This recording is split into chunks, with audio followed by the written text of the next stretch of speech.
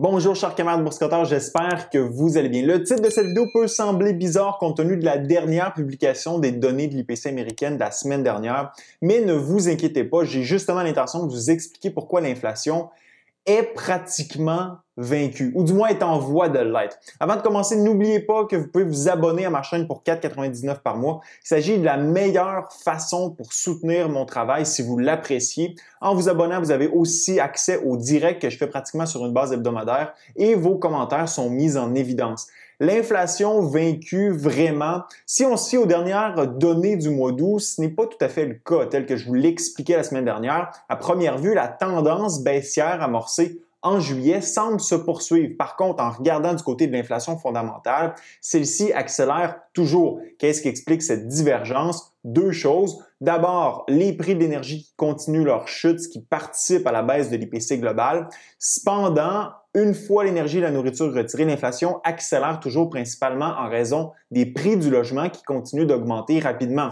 Compte tenu de l'importance que revêt ce poste dans le calcul de l'inflation, soit pratiquement un tiers du panier, pas surprenant que l'inflation fondamentale accélère toujours. Cependant, cette augmentation soutenue du poste le plus important de l'IPC pourrait tirer sur sa fin. En fait, plusieurs éléments pointent vers un ralentissement généralisé de l'inflation.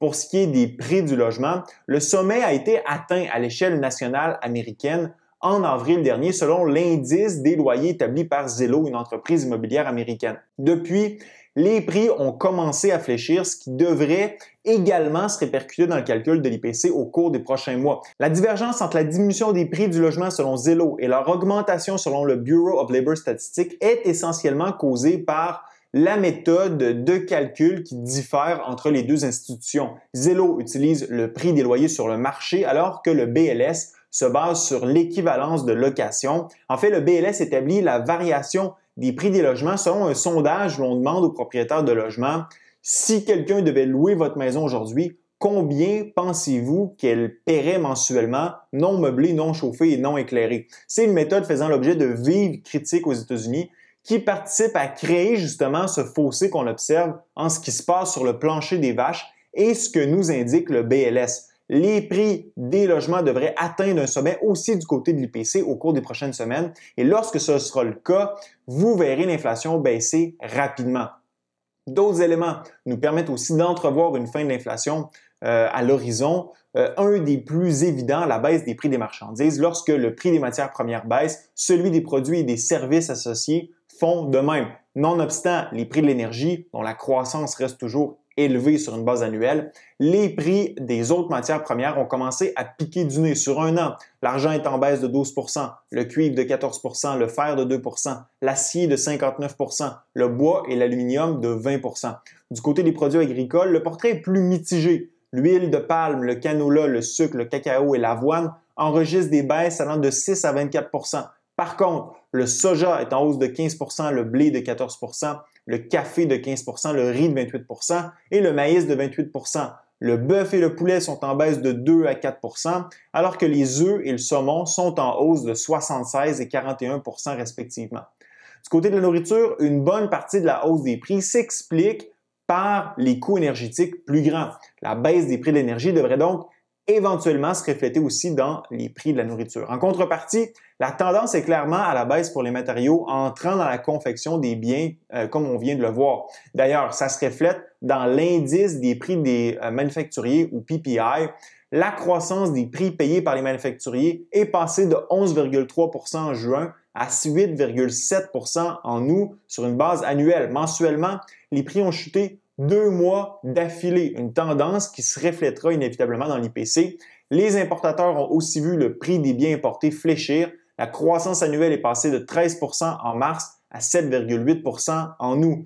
Un autre signe que les prix de ce que nous consommons ont commencé leur décélération.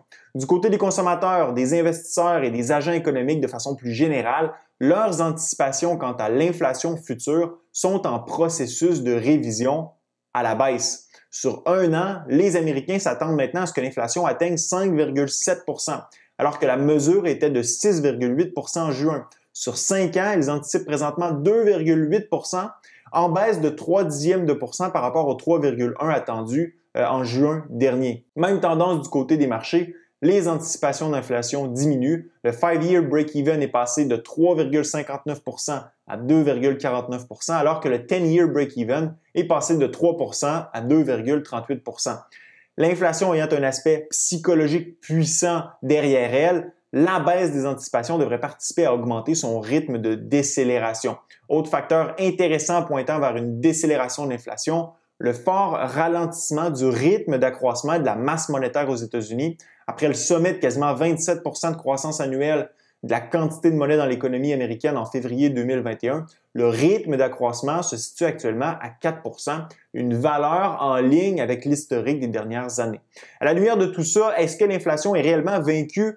Non, mais presque. Avec ces hausses de taux directeurs, la Fed est en train de fortement ralentir l'économie américaine et mondiale. Par contre, le combat que mène la Réserve fédérale américaine n'est pas terminé. Nous sommes en fait dans la période la plus critique du combat contre l'inflation. Si la Fed fait l'erreur d'arrêter de combattre trop tôt, elle pourrait tout foutre en l'air et l'inflation pourrait repartir de plus belle. Pour bien comprendre, pensez à la Fed comme un combattant d'arts martiaux mixtes. Présentement, la Fed manœuvre pour prendre l'inflation dans une prise d'étranglement arrière. Le bras droit est passé sous le menton et tout près d'aller s'accrocher au bras gauche pour barrer la prise. Avec la potentielle hausse de 75 points de base de mercredi, la prise de soumission sera complétée. Il ne restera plus qu'à appliquer un maximum de force en y ajoutant peut-être un 75 à 100 points de base d'ici le début de l'an prochain. À partir de maintenant, le réel défi commence pour la Fed qui devra faire preuve de patience pour maintenir la prise d'étranglement jusqu'à ce que l'inflation abandonne, qu'elle soit soumise complètement.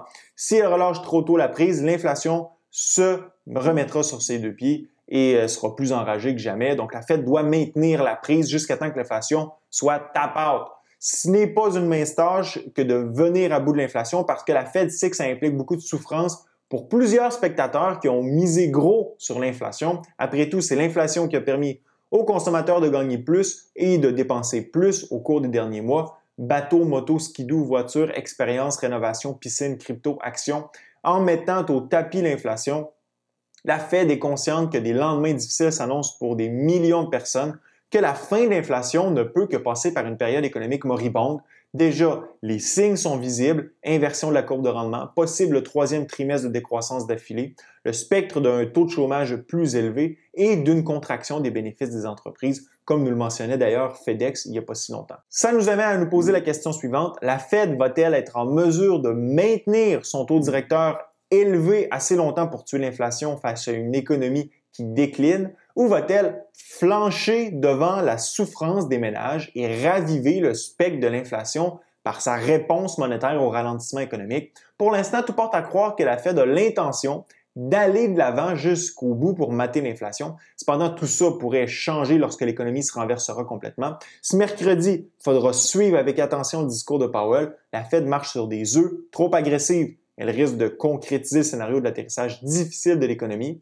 Sa réponse au renversement de l'économie pourrait même raviver l'inflation. À l'opposé, trop accommodante, elle risque de détruire le travail de resserrement des conditions financières qu'elle a réalisé au cours du dernier mois. Finalement, est-ce que l'inflation est vaincue?